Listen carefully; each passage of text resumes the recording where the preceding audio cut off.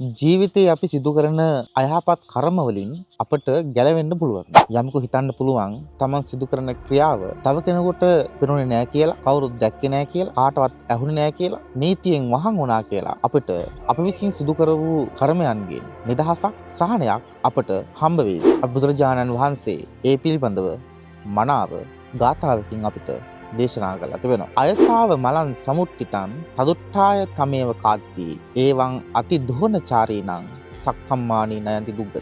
අපේ දුගතියට හේතු වන පාර තමන් විසින් සිදු කරන කර්මයේ බවයි උන්වහන්සේගේ දේශනාව.